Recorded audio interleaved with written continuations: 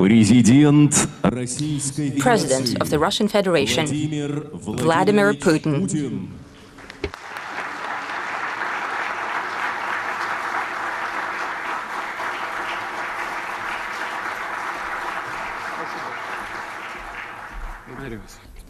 Thank you.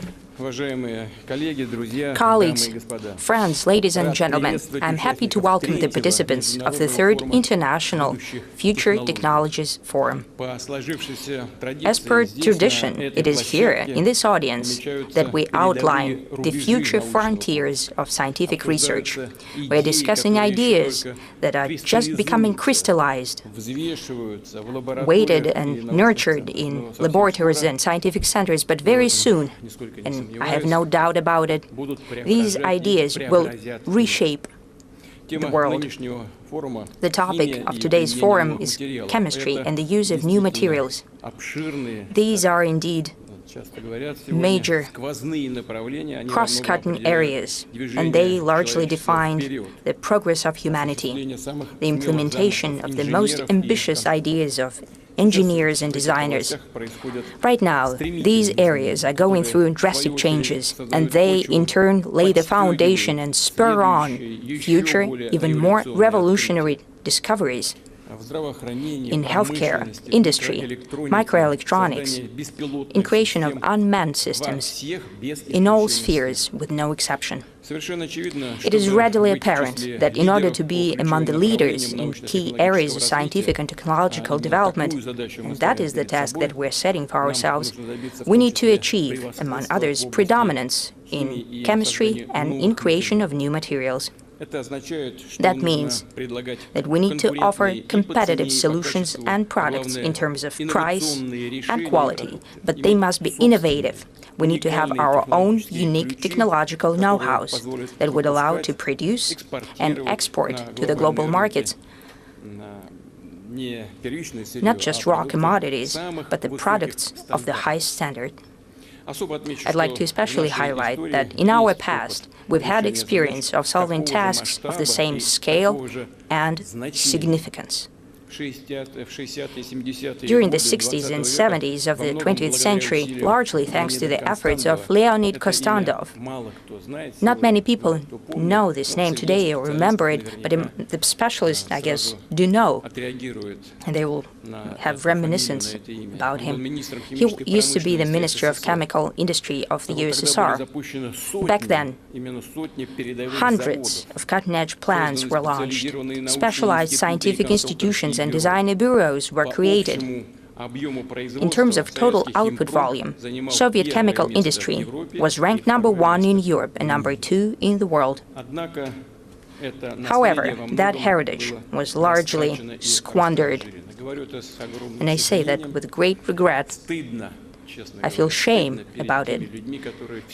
I feel shame because so many people gave all their lives to create the chemical industry of the Soviet Union. They were working for the future generations.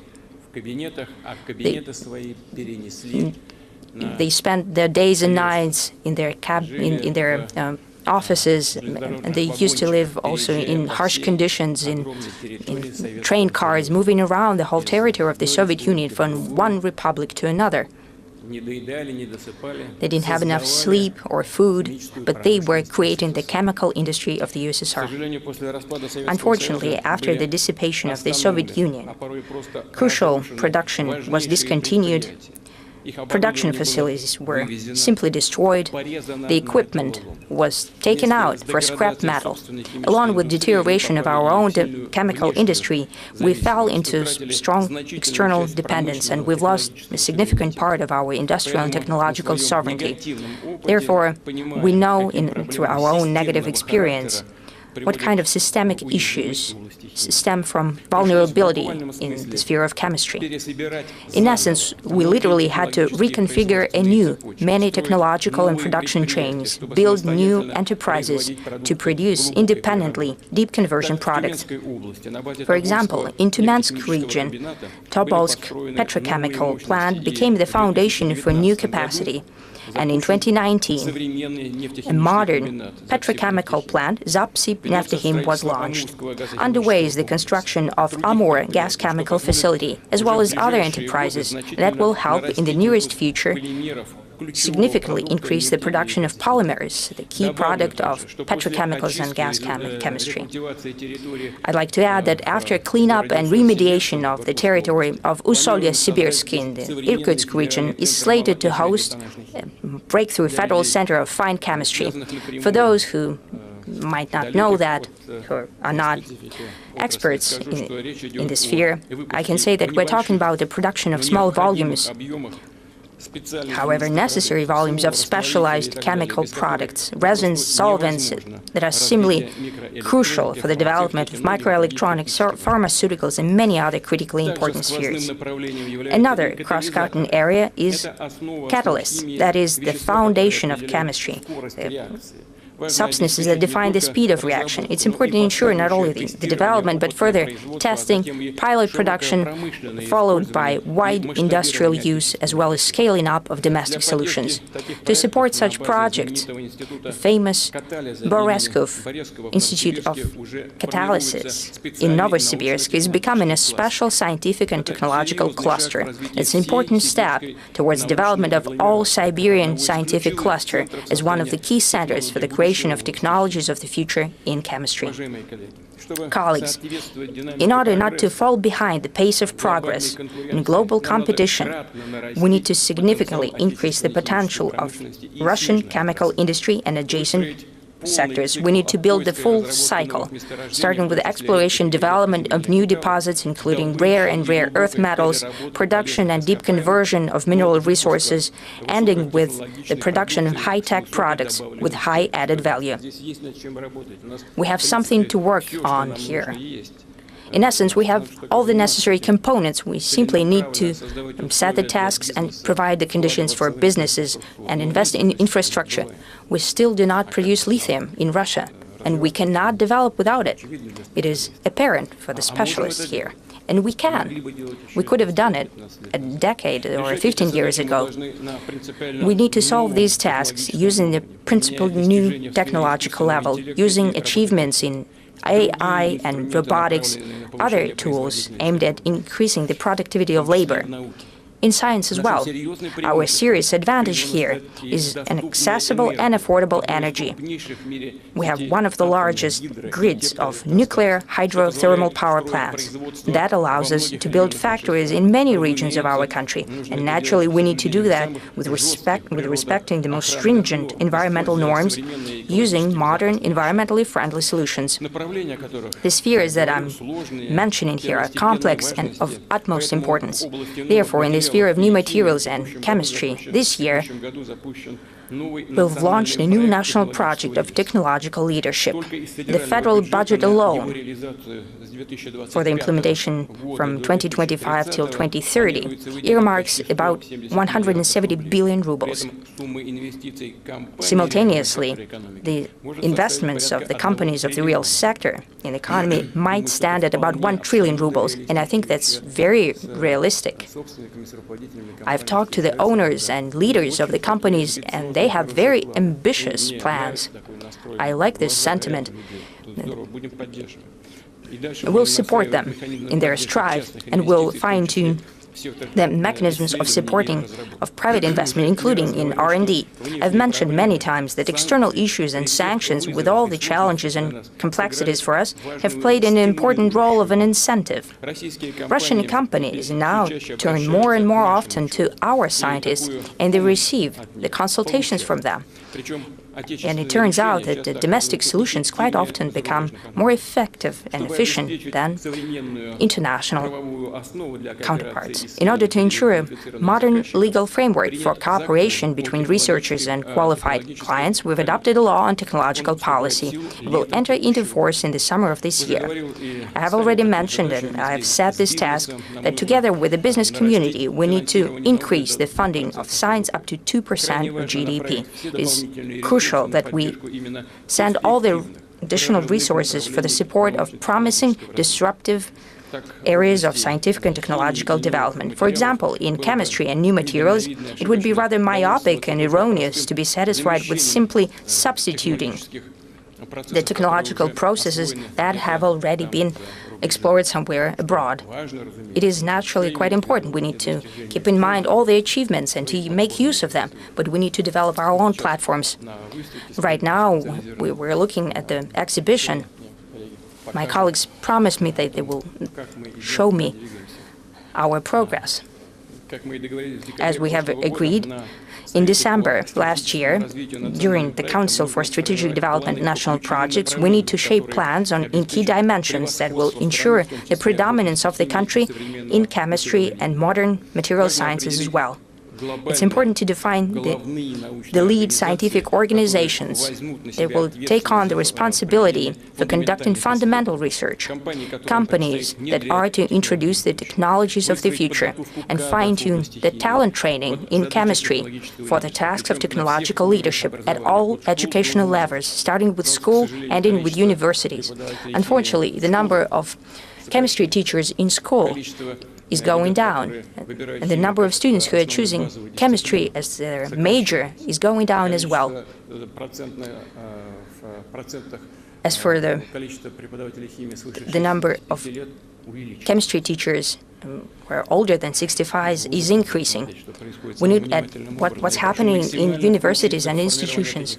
I would like to ask you for maximum engagement. The Russian Academy of Sciences, entrepreneurs, professional, scientific, and educational community. It's important that you continue to act in concert as true partners, and you to be aware of responsibility for results. The implementation of all national projects of technological development hinge on that. Our plans to develop Siberia, the Arctic, and the Far East, all regions of the country, and naturally solving the tasks in security and improving the quality of life of people. Security is a thing of its own. I have already spoken publicly about it. The whole world is talking about a Oreshnik missile. What is it made of?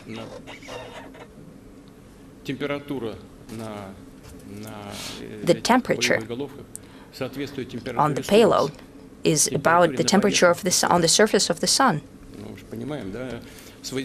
We have to be conscious of that. Starting with the 1980s, some gliding block technologies were being developed. It's called Vanguard today.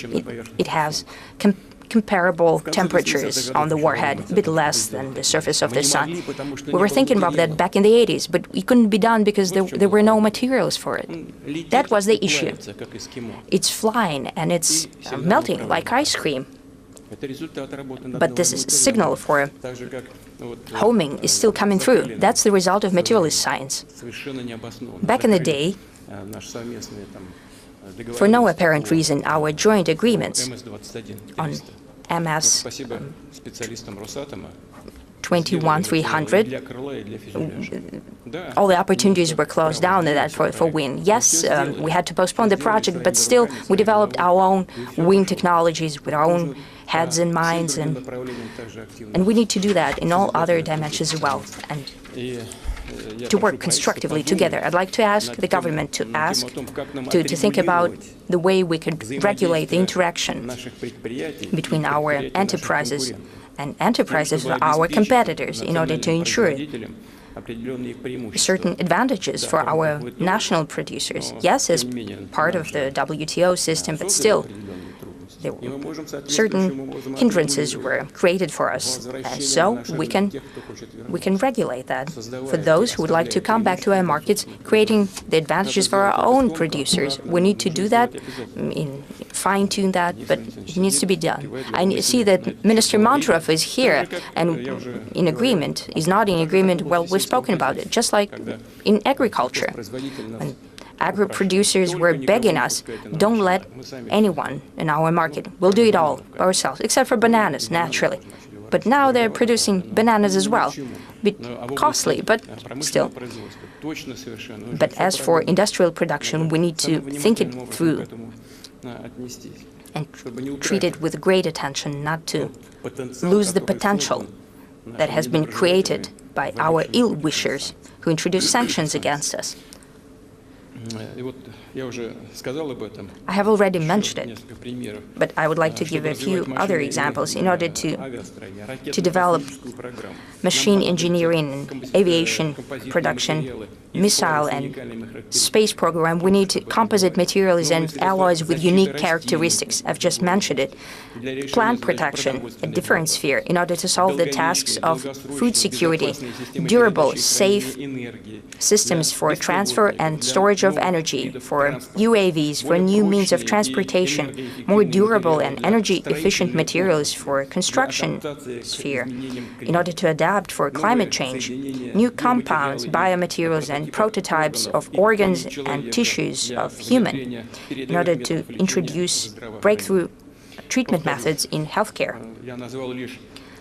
I'd repeat myself that I've just outlined some specific directions. However, the lack of results even in a single one of them, and I'd like to highlight that specifically, would create a domino effect and will drag down all other national projects. I've given you an example of MS-21300. We had no materials for the fuselage and for the body and the wings, and the whole project was stuck.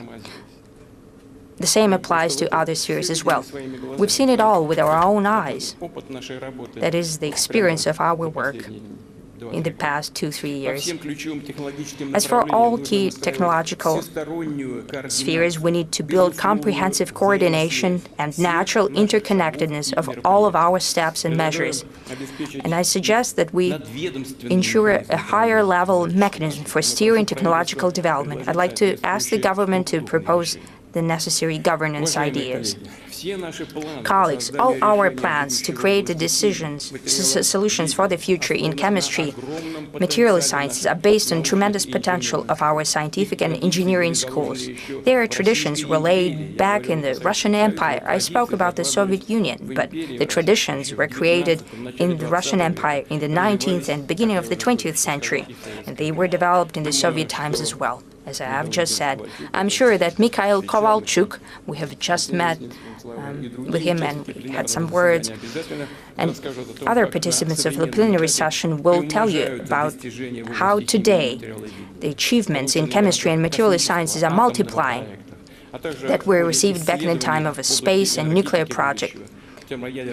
Other research for the energy of the future of thermonuclear fusion, spearheaded by Yevgeny Velihov. And I believe it's necessary to dedicate to the memory of this outstanding thinker and citizen the new grant contest by Russian Scientific Foundation for Leading Scientists. The grant for 5 years will range from 250 million rubles up to 500 million rubles. The largest domestic companies will co-finance these grants or be direct clients of disruptive technologies. As for support spheres, they will change annually. This year, I suggest to dedicate this contest to creation of unique materials and products thereof for autonomous sources of energy, propulsion and energy units, as well as for devices and systems for processing of information necessary for development of artificial intelligence as well. It is absolutely apparent that this technology is defining the development of all spheres and is producing a real revolution in chemistry and material science as well. Through introducing artificial intelligence in computer modeling, our country needs, and it's quite realistic, to cut down to 5 to 10 years and in the future to 2 or 3 years the time allowed for developing and introducing of new materials. For that, the researchers, engineers should have the necessary data bank about the existing materials and their components. I suggest we build a mechanism for regulation of operations with them, including collection, storage, processing, transfer, and the use of them. I'd like to add that tremendous body of data, breakthrough knowledge about new elements and materials will be received during the research at domestic installations of mega science class. They allow us to study the matter literally at the level of atoms. I'd like to highlight specifically that some facilities in our country, for example, Nika in Dubna or PIK in Leningrad region, are unique, unparalleled. In the nearest future, we plan to conduct the technological launch of yet another powerful installation called SCIF. Will significantly increase the functionality and range of possibilities of Russian research infrastructure. Naturally, we'd like to invite international scientists to work together as well. Leningrad region, where I've traveled several years ago, was the place for work of specialists from Europe, from those countries where the use of nuclear energy was rolled back. Therefore, they rolled back the research in that sphere as well. Here, they were quite happy to work in Russia, and we hope that that will continue. Our door is always open. We're always happy to welcome our friends and colleagues. I'd like to highlight that we understand fully well that open and transparent, equal exchange of information in scientific sphere is one of key factors for strengthening multipolar world. We'll continue to facilitate bringing together efforts of researchers and engineers from the East and the South in order to solve large-scale experimental, theoretical, and naturally practical tasks. BRICS is already a platform for social, economic development and technological development of the global level. We do not intend to install barriers for a partnership with the Western scientists, and we hope that the Western politicians will understand how detrimental such actions of limitation in cooperation in science and education is. It's important that the global development is just and well-balanced. Therefore, we need to ensure further industrial technological progress while decreasing the negative impact for the environment, maintaining the fragile ecosystem of the planet, its fauna and flora. Naturally, we'll take a look at the need to introduce such technologies. In the center of special attention today are breakthrough solutions in genetics, bio and natural-like technologies, as well as creation of materials that mimic the processes in live systems. Overall, we're talking about the shape of a principled new phenomenon, a new reality, bioeconomics. This topic is crucial and key from the point of view of global growth and its quality. I suggest that we dedicate the next Future Technology Forum to the matters of bioeconomy, naturally if colleagues believe it possible and interesting.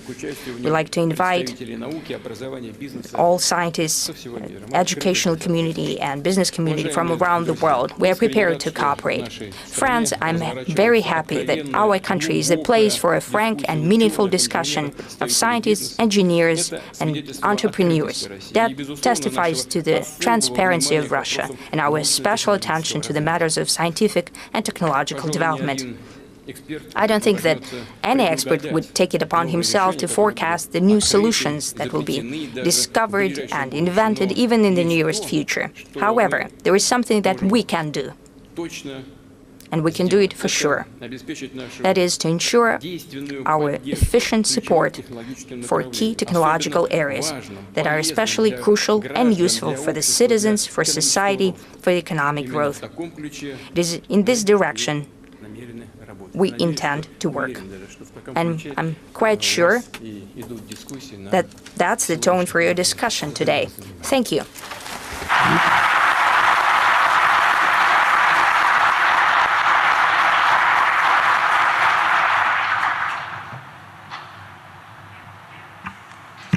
Good afternoon, Mr. President, distinguished colleagues.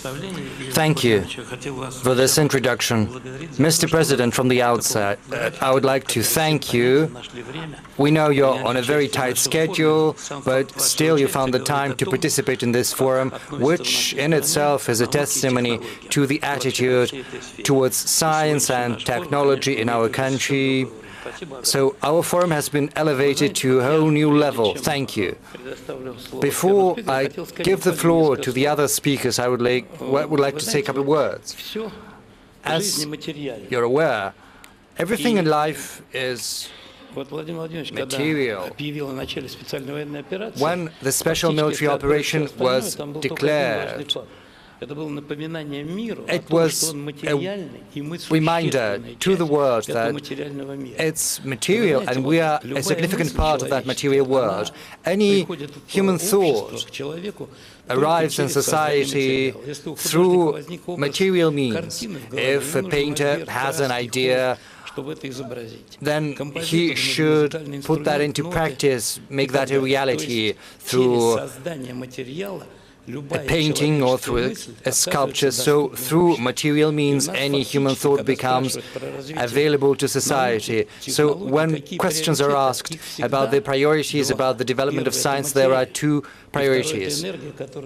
First, matter, and the second, energy, which is required to build that matter. You know, once I talked to Mr. President, and you said there is another priority, which is soul and intellect, intelligence, and human thoughts. And I think our country has an abundance of all of that, both matter and energy, as well as intellect. If we didn't have that, then we wouldn't have been able to build spacecraft, which is a testimony to our capability. Before I give the floor to a representative of Kurchatov Institute, Vladislav Antipov, I would like to say something. We spoke about nature-like technologies, and this is something you mentioned, Mr. President. So we say nature-like, but the very course of life basically resulted in the emergence of these technologies. Our technological world is very simple. We cut everything that is redundant. Like we take a tree, we take away everything but the trunk, and then we turn it into hardboard. And it means that basically 80% of matter is not used, whereas nature knows how to save things. You turn one cell into a living being. A seed is turned into a plant. And nature-like technologies follow that logic. The very development of technology has made us come here.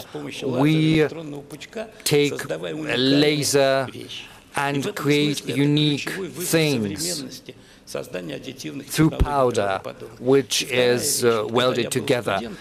Using these nature-like technologies, when I was a student, 90% of articles were about semiconductors, whereas right now 90% of articles are on life.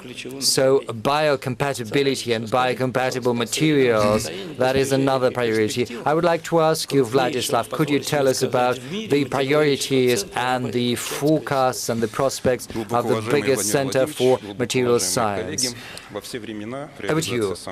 Distinguished colleagues, Mr. President, in all times, thanks to materials with specific properties, we've managed to come to the goals we fixed. A very good example is the Soviet space program. A lot of materials had been created. So far, no one has been able to replicate the Buran flight, for which a unique thermal protection based on quartz molecules was developed, and 80% of that was thanks to air, because it's a very good thermal insulator. We managed to protect Buran from temperatures of 1200 degrees. We have other examples like the centrifuges. Not everyone knows that for 30 years you need a centrifuge up and running, and it creates several thousand rotations per minute. So you need composite materials of that. Right now we've got a national program which sets the priorities for the next decades, like nature-like technologies, Arctic, space exploration, clean energy. All of these tasks have to be addressed through developing new materials as well as new technology. As Mr. Kovalchuk has pointed out, Kurchatov Institute is one of the leaders in terms of materials sciences, and we are doing this kind of research. Right now, humanity is entering the era of biological materials. What seemed like science fantasy yesterday is now becoming reality. For regenerative medicine, for other sectors, we create unique things like a framework for a human heart or a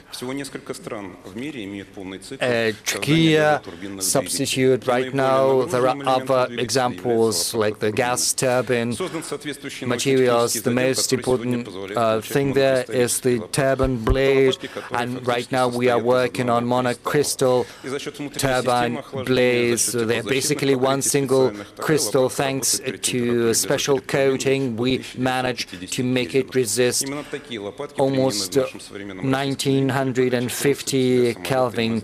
We have built these materials for PD14. Well, let's take a motor gondola, which is 60% carbon and ceramic plastics.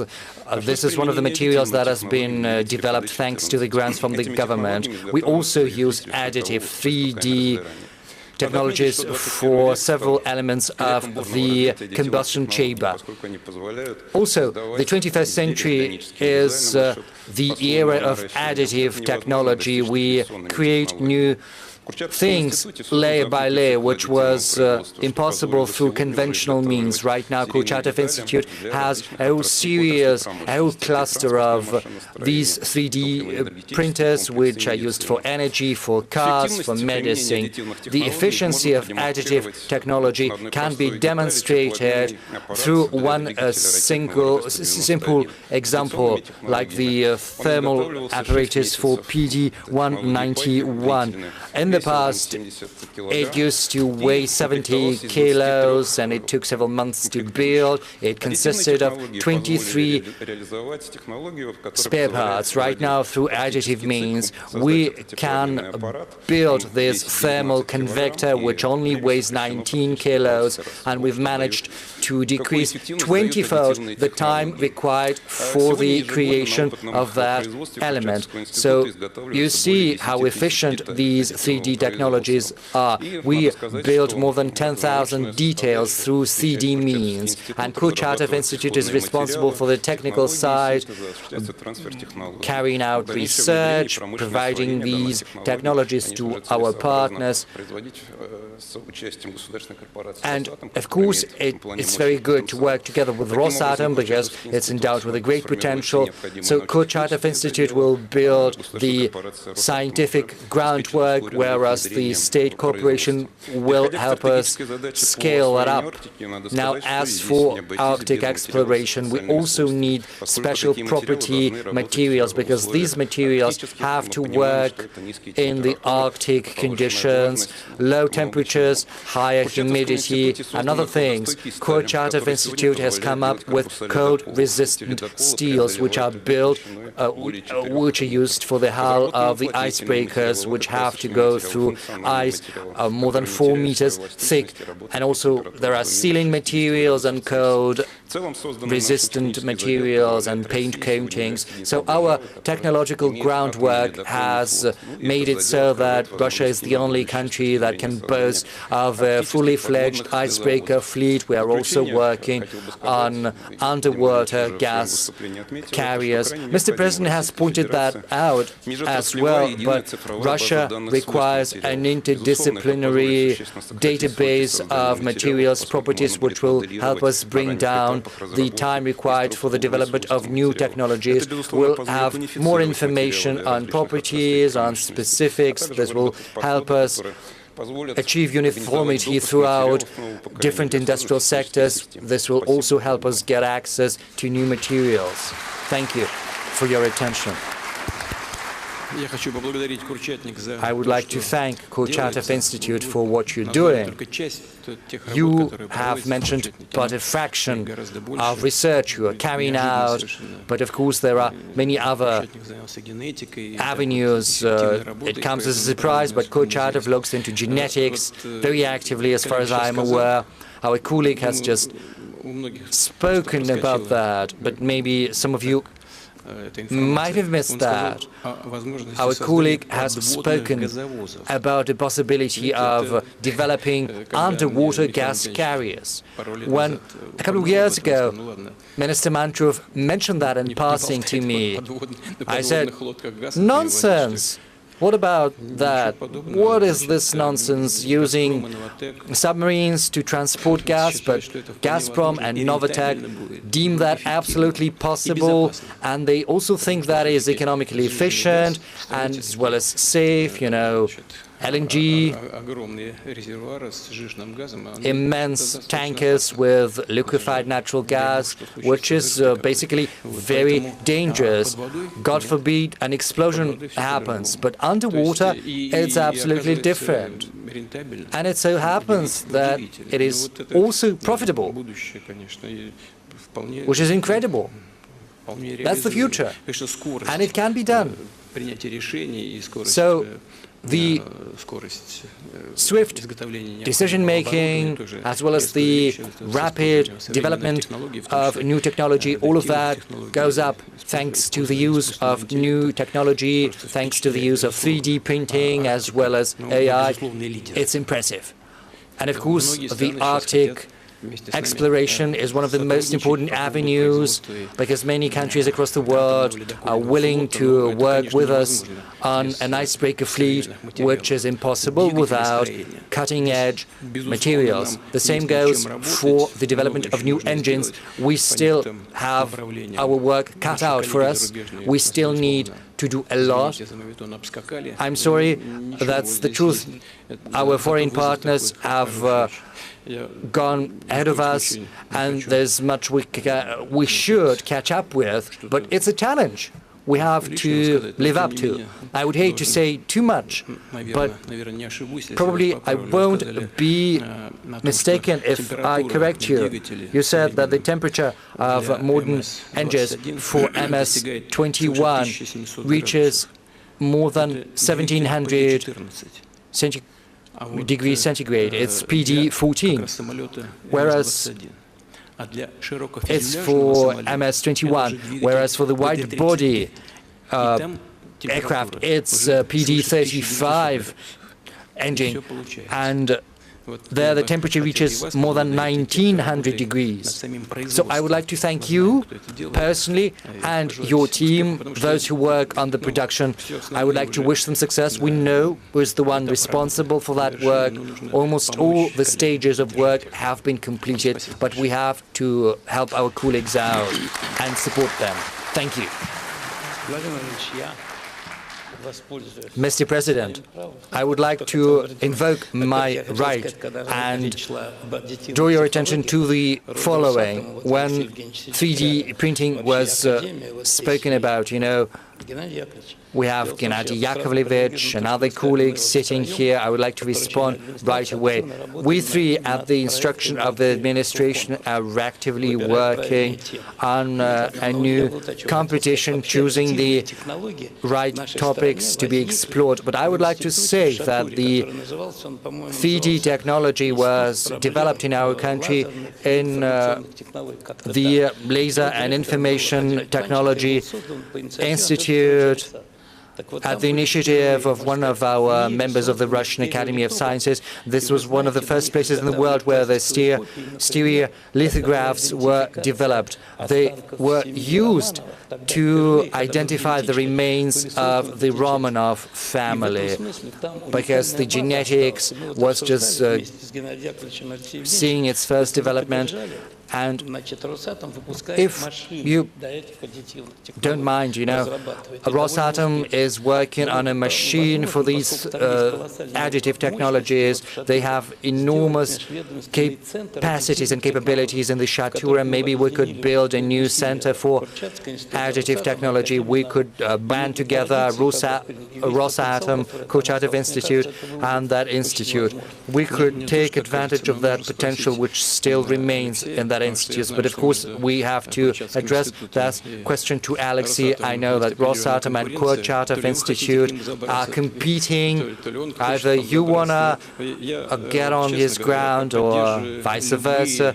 But honestly, I would support anything that involves joining your efforts together. So I would like to ask Alexei to do that. So, you know, it's an instruction, right? You know, 3 days ago, together with Gennady and with Alexei, we signed an agreement, and at your direct instruction, we set up the Council for the Strategic Development of Rosatom and Kurchatov Institutes. There are no differences whatsoever, and Alexei could probably confirm that publicly. What did you set up? A Council on the Strategic Development. So I wish you to live in good counsel and have friendship with one another, happily ever after, as it were. I would like to give the floor to Alexander Chernov, head of the working group of the Russian Quantum Center. He's going to speak about graphene, but before that, I would like to say just a couple of words. The periodic table has a great number of elements, but there are only 4 elements that stand apart: oxygen, hydrogen, nitrogen, and carbon. They stand apart due to a number of reasons. First, if you take the biological substance, you'll see that any biological material necessarily contains these 4 elements. Neorganics is simpler, but we are very complex, but we all have these in common. Yes, oxygen, nitrogen, yes, and also money, but that's the next stage. First come these 4 elements, and these 4 elements are unique. Hydrogen and oxygen form together water, but on the other hand, they can turn into a very dangerous gas. Oxygen helps burning because it leads to oxidization, and it also explains aging, whereas nitrogen is involved in explosives as well as fertilizers. Any explosive has a great deal of potential, whereas carbon is a unique material because it can bear the form of a diamond, which is the hardest material. On the other hand, it's a graphite material with a high temperature resistance, and also fullerene as well as graphene. It's kind of a web, and thanks to that, our compatriots have won the Nobel Prize. So it's just one atom thin, right? Yes, but we are making a step forward because there are several layers combined. That is what you're going to talk about. Yes, Alexander, over to you. Mr. President, distinguished colleagues.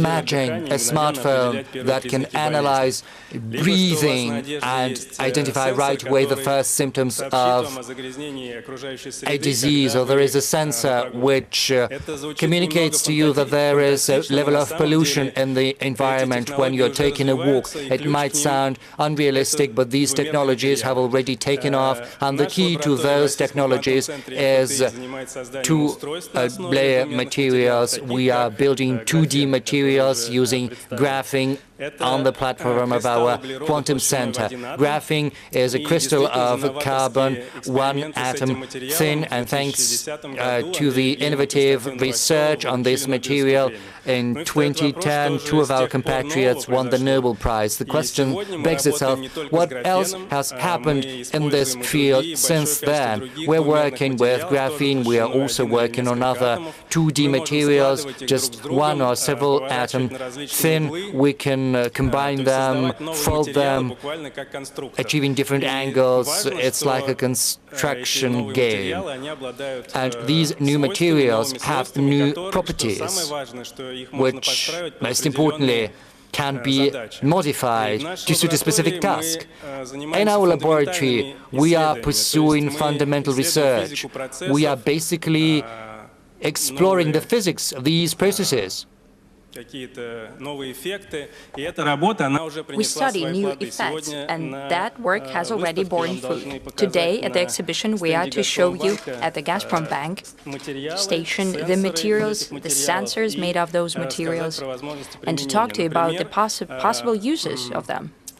For example, such materials can be used for night vision devices.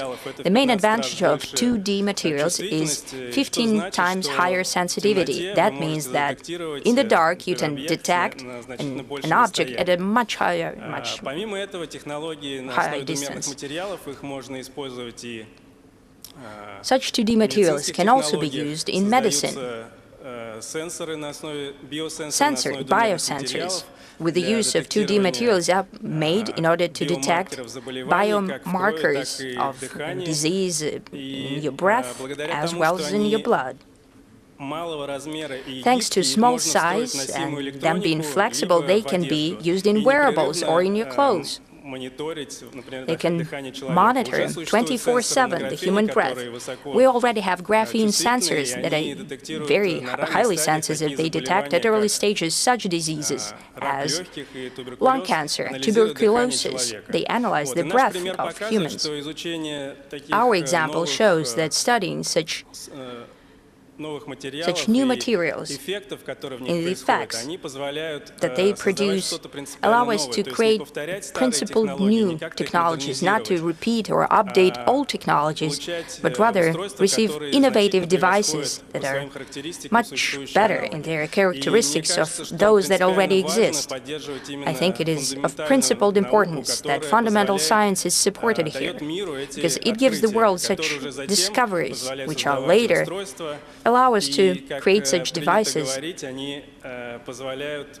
As we say, thanks to their unique characteristics, they can help us bypass at the turn everyone, achieve leadership positions, and to have high-tech domestically produced products. Here I wanted to highlight two things. Number one, we would like to have industrial partners to come to us with their own asks and requests, so they would give us the parameters and materials that they're interested in. I think that way they would sooner receive such devices that could be introduced. I know that some work is being done in that regard. Well, I also wanted to highlight the way this task could be solved. We could create a certain digital platform. I could say it could be a marketplace where scientific teams and industrial clients could meet and try to find common ground. I know that this work is underway, and I hope they get support in the future as well. Number two, the transition from one unique device to the serial production naturally requires fine-tuning some technological processes. Usually, that happens in a clean area of the university or in a collective use center. In our institute, we have a clean zone. We could assemble the device, then produce the device, and students and research fellows will be very interested in that because they can easily get a diploma written or a PhD on that. However, if you want to move from just one device that has unique qualities and properties that was created in a lab made by a very talented young researcher, that would require to fine-tune and to get in place a whole technological process. I think that this task can be solved. And why I'm talking about it? Because, for example, the Russian Quantum Center and the Moscow Physical and Technical Institute, our colleagues are successful in going that way. However, in the scale of our whole country, this could be done if we create certain platforms where these technological processes could be worked out in collaboration between universities or between a university and an industrial partner. Such centers would help conduct the transfer of technologies and will make it easier to implement your May orders in terms of technological leadership. Thank you. I won't go into details in sensors. Well, this is a very important area. with a very wide range of applications, crucial. Thank God this sphere is being covered by you as well. As for digital platforms, where the information exchange could take place between industrial partners and possible researchers and producers as well, that is crucial. That's for sure. If it's not in place, it needs to be done. I'm talking right now to my colleagues from the Russian Academy of Sciences and from the government.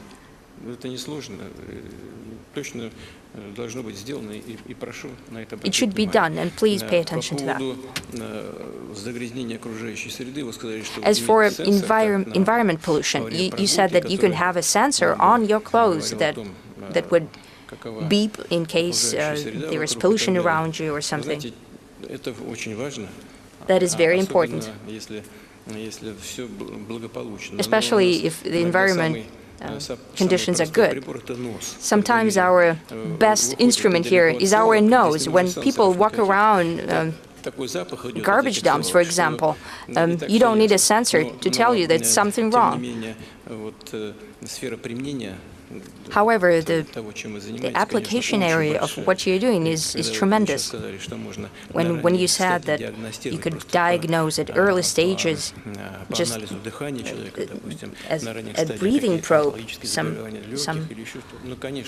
cancers, for example, lung cancer, that's a revolution. It's simply a revolution. We'll do everything to help you out. Thank you. Thanks to you.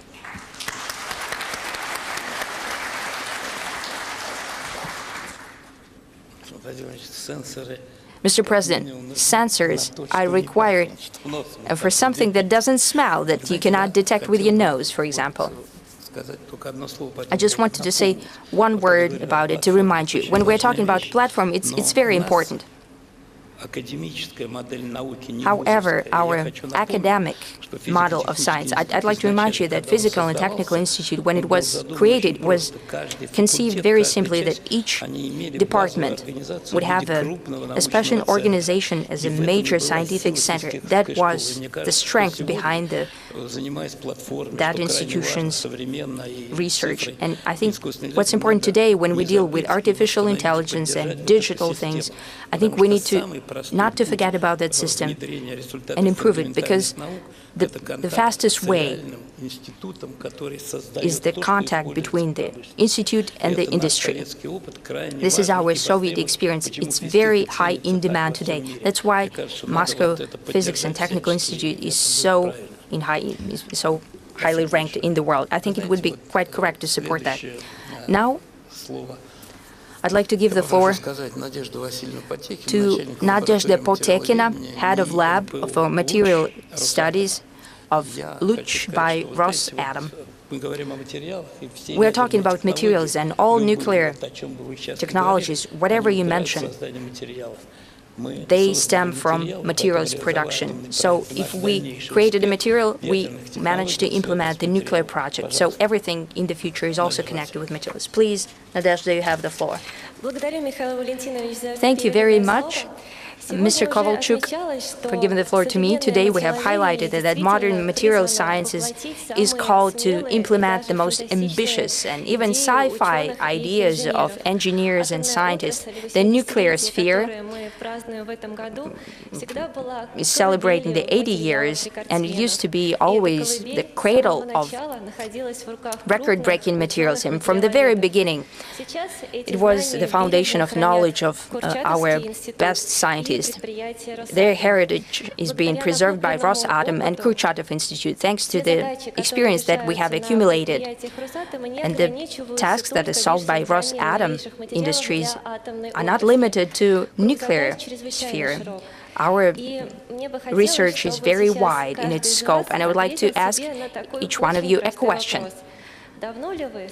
How long ago have you taken a look at the stars sky? And did you think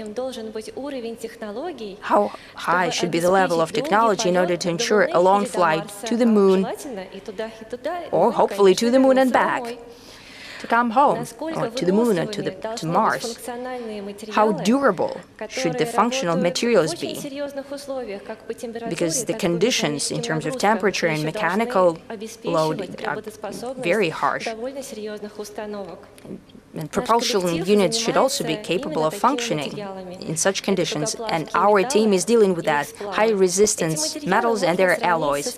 These materials can be compared to extreme sports fans. They're reliable in special conditions of functioning. Temperature higher 1,300 centigrade, and great radiation impact. Our materials are at the heart of new types of unique high heat resistance nuclear propulsion units, energy units. We believe that our achievement is the development of technologies and equipment in order to create single crystal slabs of complex shape that ensures their resilience at previously unimaginable temperatures and tests. Their radiation resilience is an advantage for our materials. I have to say that we are not simply sitting idly with our success. We see the achievements of our Chinese colleagues in terms of heat-resistant alloys, and it spurs us on, because scientists are also, in some ways, athletes, and it's important for us to maintain our advantage. I'd like to say that already today, our work helped us to create a material in order to use it in promising energy units for high-speed flights in aerial medium.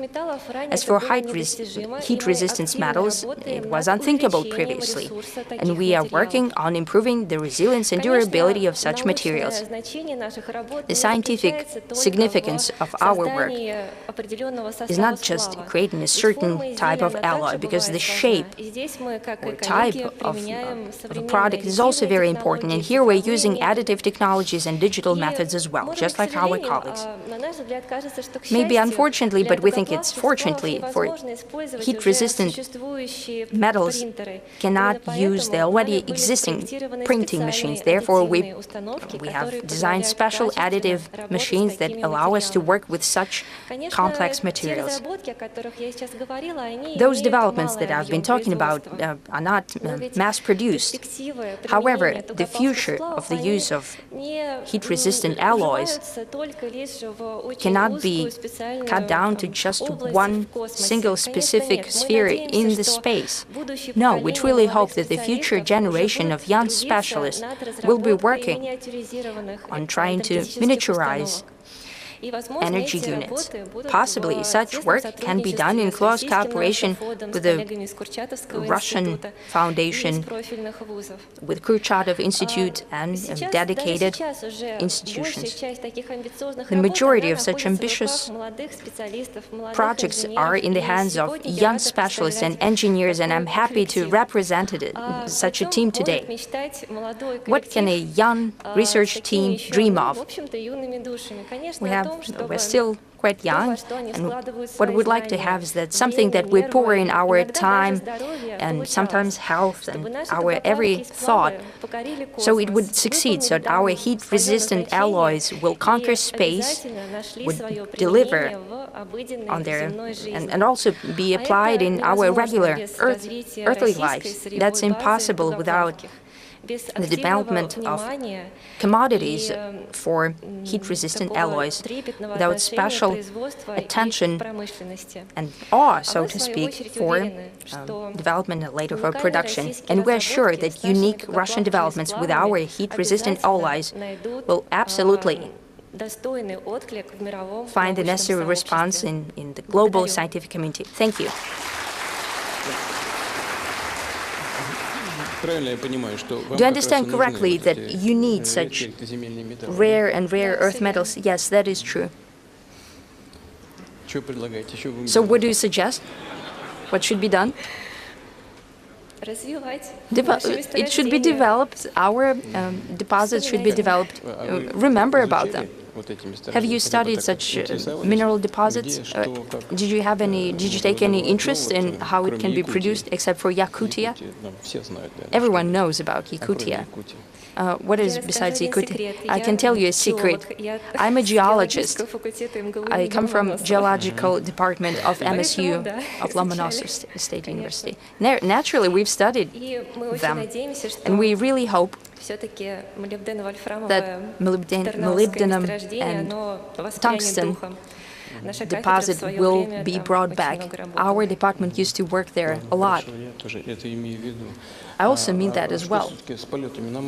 So what's with a flight to Mars? Can a living cell fly to Mars and come back? Please be honest. Well, we need to learn what's out there. Yes, out there. Well, all kind of machines fly to Mars, but can a living cell fly to the Mars and make it back alive? We hope that it can. So how long can it live there? Well, it's a different question. It's difficult to deal with scientists. It's hard for you, Mr. Kovalchuk. Some of my colleagues tell me that it's impossible. Sergei Krylov used to think about that. He said that you need to fly in a water envelope but it's impossible because then the craft becomes so large that it's impossible to propel it first to launch it into space. It could not be done even with the use of the nuclear reactors, nuclear propulsion units for space. The craft becomes too large. As for other materials that would protect the biomaterial, a living cell, are there any others? Maybe it's our research plan for the future. Okay, so you need funding, right?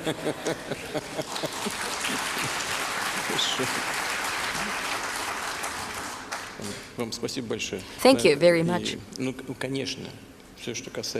Of course, everything that applies to your sphere of interest, heat-resilient alloys, is extremely important. And I think that everyone understands that fully well. The government understands it very well and will do everything to help you out and to support you.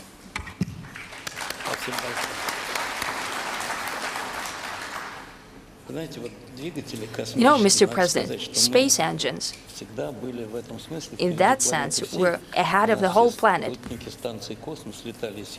All of our satellites used to have nuclear propulsion units on board, and here, together with Rosatom and with the Russian Academy of Science, we're working on non-electrode propulsion units. They are of completely different type, and they must ensure the flight to the Mars. As I said, we fly into space today just like Munchausen used to fly on a projectile, on a cannonball. So if we miss the moon, we've just missed it. But we need a different kind of engine that could hover over, so we could slow down and hover over an asteroid, for example. We have prototypes, and we've been dealing with that for decades. And together with Rosatom and Russian Academy, we can do such a shuttle and to get energy on the moon. We'll have something to moon on the moon with. And we have a number of stations there using a completely different principle. It's very important. So the materials that we've been discussing. Well, since you mentioned it, I would like to circle back to Mr. Likachev. So no one would doubt here in the audience that all matters have been solved. I'd like to remind you that about 15 years ago, when Rosatom was reformed, Mr. President offered to Mr. Kiriyenko and to me to conduct a reorganization procedure. A high-tech company was being put in place, so they decided to take the science component out as a Kurchatov Institute to create the first national lab in Kurchatov Institute.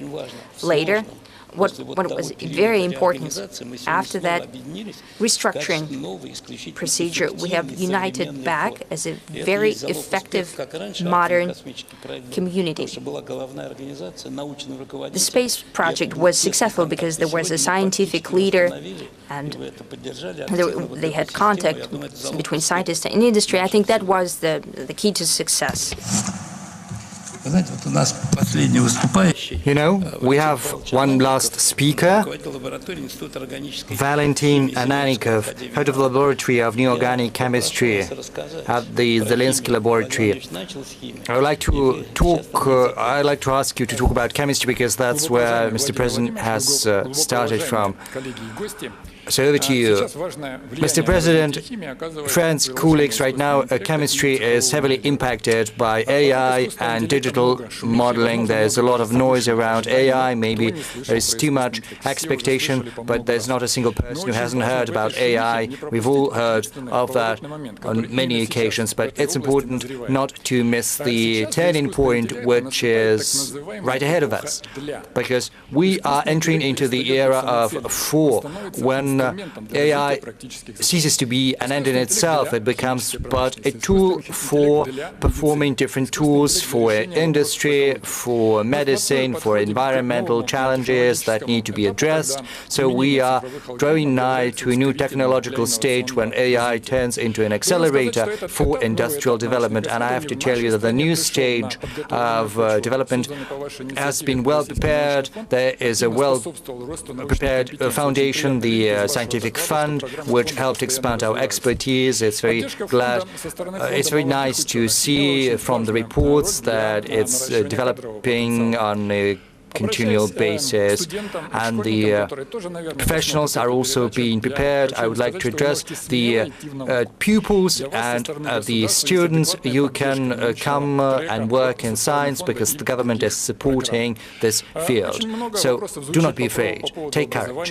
A lot of questions are being asked about education, especially with regard to high-tech, with regard to artificial algorithms in Nepalis, and how we see their practical application in Kazan and elsewhere, and we can see that it's built on a very good foundation, mainly the school syllabus. It can turn into a very good pilot project for preparing new professionals for this field. As far as chemistry goes, it's an important sector. It's of paramount importance to humanity, and we would very much like to see the contribution of chemistry to our economy grow year in, year out. Right now, we see the foundation of a new chemical industry being laid.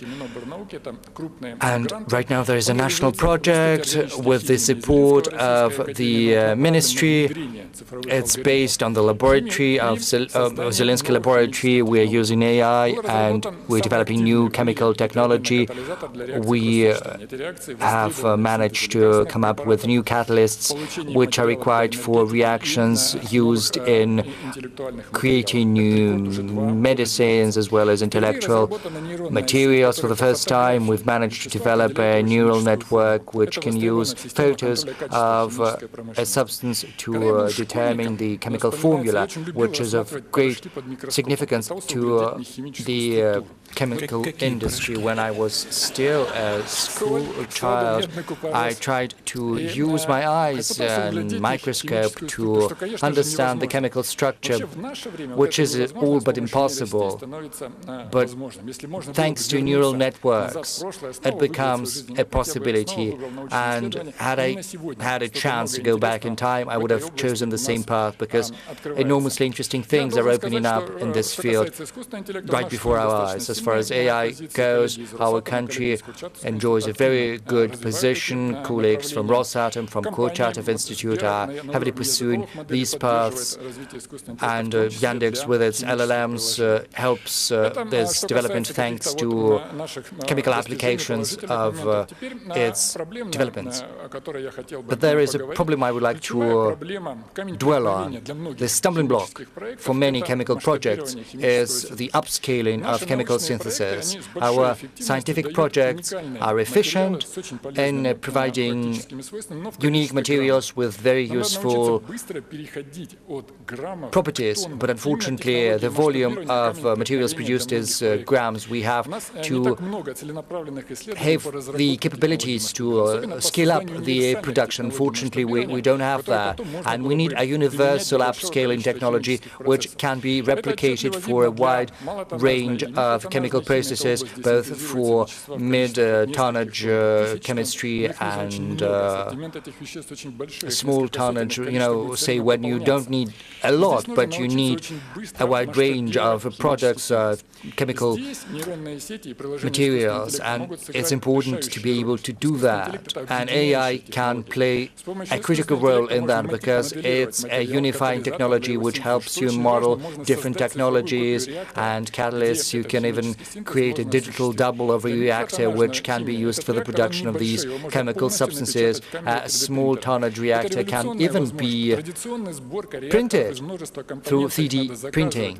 Usually, those reactors, chemical reactors, used to take ages to build because they comprise so many elements, whereas 3D printing can eliminate this problem. So AI can help us accelerate the introduction of chemical research outcomes in practice, and we've got every capability to do that. So I have a proposal to draw special attention to this field. Maybe we could even come up with a special designated program for addressing the tasks and the goals the chemical industry is faced with to scale up chemical reactions, to be more precise. In conclusion, I would like to say a couple of words about the ideas, the projects stemming from AI. I think some ideas might seem as if it were sci-fi, but what used to be sci-fi yesterday right now is reality. We have to catch up. We have to substitute several processes and technologies in chemistry, but the most important and the most efficient way of catching up is getting ahead. If we use AI and implement what we have in practice, it'll help us carry out a technological leap, and it'll create a nexus between science and industry. Thank you for your attention. Valentin, I'd like to ask you, what exactly do you need to build this digital program which will allow you to replicate the technology? What concretely needs to be done? Because this issue is of paramount importance. It's of critical importance. Microtonnage chemistry, fine chemistry is very important. We need a neural network which will be able to create a digital double of a reactor. The researchers there, you need to gather a requisite amount of data on reactors, on their construction, then the neural network, which is a cutting-edge technology as well as a cross-cutting technology. It'll bring data together and will help you with the design of a reactor. Usually the design of a reactor it comes up with is very complex. Usually it wouldn't occur to a human being.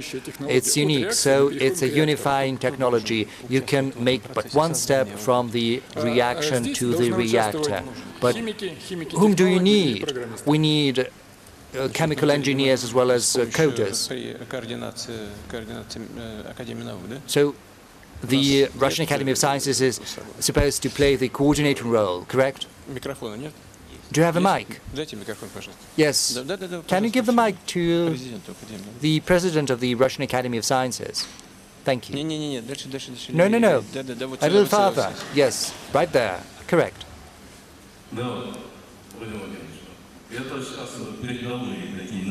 Mr. President,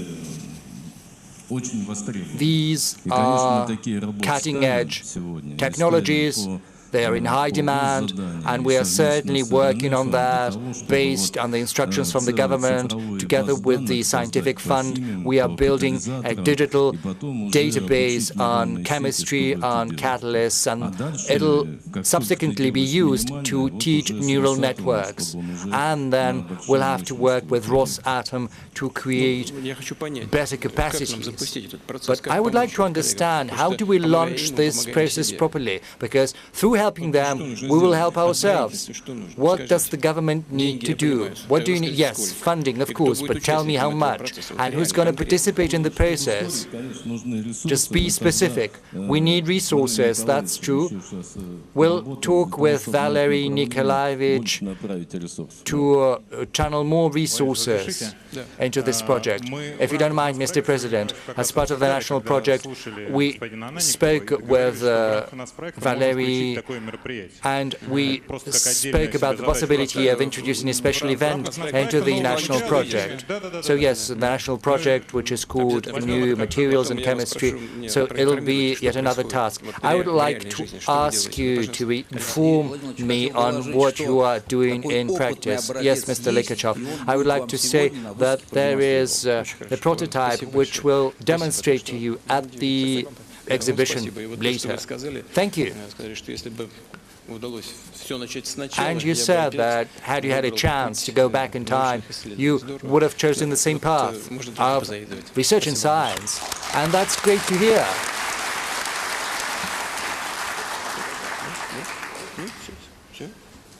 That's it. Mr. President, thank you. A huge thank you to everyone. But before I wrap up, I would like to say that very often we hear that the age of physics is over, it's the age of biology, which is a mistake.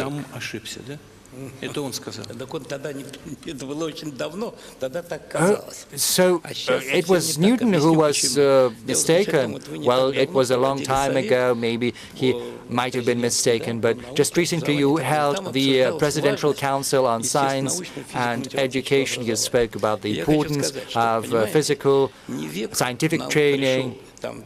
I would like to say that it's not the new age of biology. The thing is that physics and mathematics, that's the universal language of science. I had a very good theoretician friend.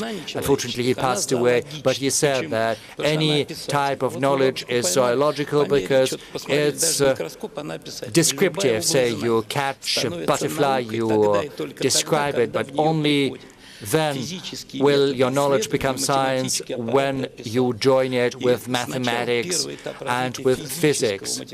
So the first part of physics, material science, was the science of metals, because in the 1930s you required new metals for aircraft, for submarines, for cars. That was the demand from the civilizational development. Science entered that range, and black metal production got together with mathematics and physics, and hence everything we have in terms of ionics, aircraft, and so on and so forth. Then semiconductors happened, and physics and mathematics came into this field as well, and we've seen an explosion of progress, as it were. But right now, the third stage is here, and that's bioorganics. So that is the bioorganics material science stage that we're living in. And if we want to be successful, we have to prepare new professionals with education in natural sciences. A couple of years ago, we've launched scientific classes through Kurchatov Institute in 39 schools under the aegis of the Russian Academy of Sciences as well as the Kurchatov Institute. So we are training young children with a special emphasis on natural sciences, because if a person doesn't know chemistry, physics and mathematics, then he will be of no use in any of these fields, but if they are well versed in these subjects, it's going to be great. And we have this program across Russia, from the Russian Far East to Sevastopol, and I think it's an important component for creating greater emphasis on natural sciences, hence better material science, hence Russia's retaining its leadership in these fields. To wrap up, to sum up, I would like to repeat what has been said by my colleague to the left. To be successful, you've got to get ahead. So I would like to wish you success.